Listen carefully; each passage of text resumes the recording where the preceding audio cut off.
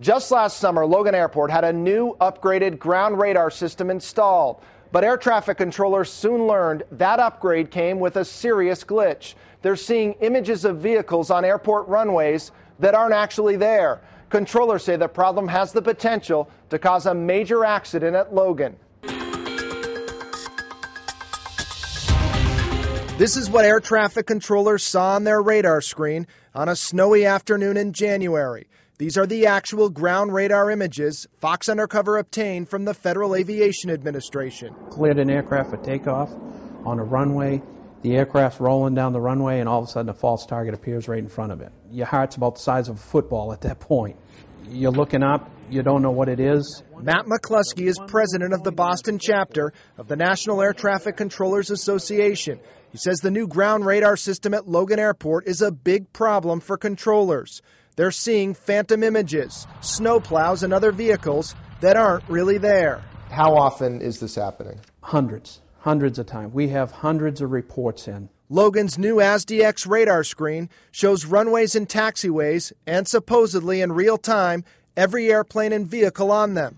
When visibility is bad, controllers rely heavily on the radar system to spot and prevent collisions. On that snowy Saturday afternoon last month, a United Airlines jet was taking off. Suddenly, a vehicle appears on the runway where it certainly should not be, in the path of the departing jet.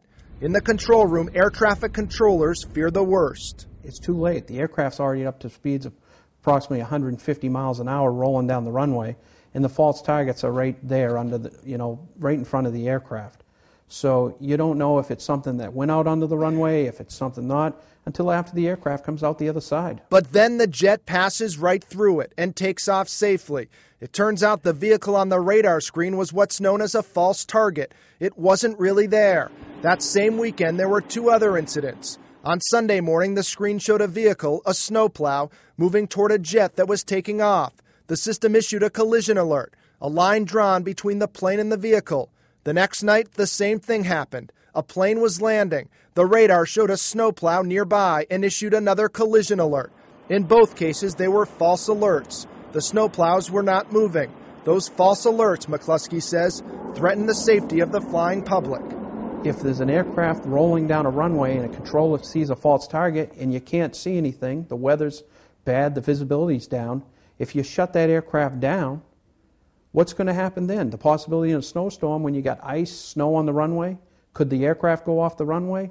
I'm not sure. I think it could. Joseph Davies is with the FAA. He says the new radar system issues alerts a few seconds quicker than the old system, but acknowledges there have been hundreds of false alerts and false targets. False targets are scaring the hell out of air traffic controllers. How do you respond to that? False targets are a clear part of a radar system.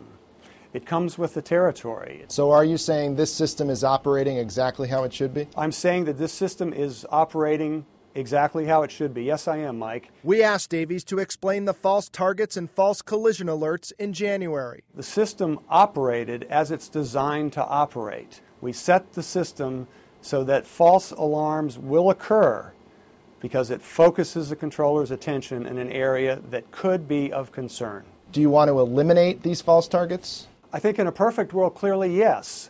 But the science of radar is such that we have to be certain that we're always going to depict real targets. And to do so, we may have to pay the price of occasional false targets. Should the flying public be concerned about these false targets? Absolutely not. The flying public should continue to enjoy the remarkable safety that exists at Logan Airport. McCluskey disagrees. It could be a matter of time before a catastrophe does happen. It's potentially a nationwide problem because the same ground radar system in use at Logan is also at other airports around the country and will be at 35 in all at the end of the year.